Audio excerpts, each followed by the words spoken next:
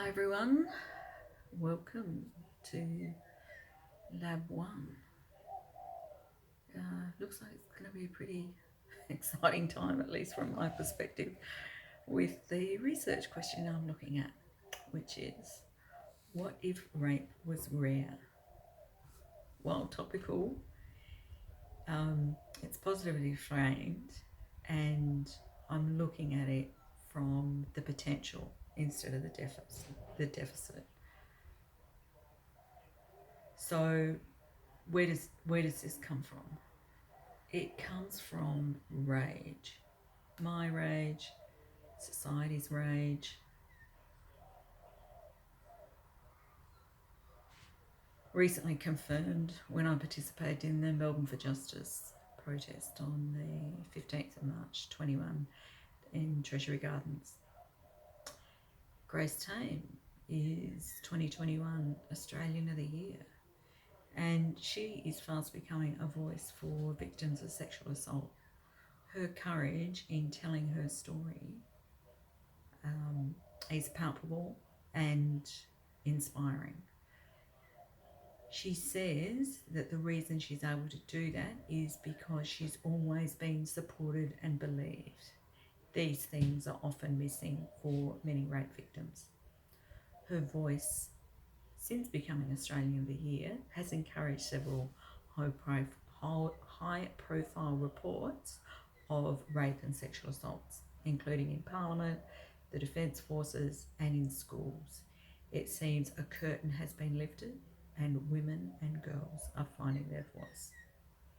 However, this has been simmering for at least a decade. Who can forget Prime Minister Julia Gillard's 2012 misogyny speech, now a TikTok phenomenon, where she said, "I will not be lectured about sexism and misogyny by this man. I will not. And the government will not be lectured about sexism and misogyny by this man.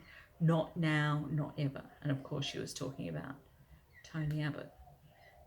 But around a similar time, the Chief of Defence, Lieutenant General David Morrison, had a 2013 speech that also went viral, where he sternly reminded each of us that the standard you walk past is the standard you accept. That goes for all of us, but especially those who by their rank have a leadership role. That might be something for current leaders to reflect on.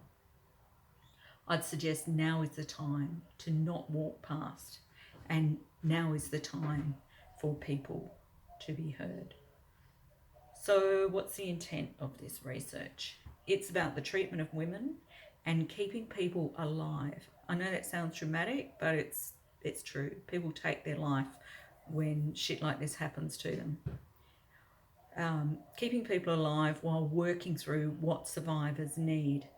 This may be a form of justice. It could be to be heard. It might be documenting what happened, or to be measured as part of the shocking, underreported sexual assault statistics.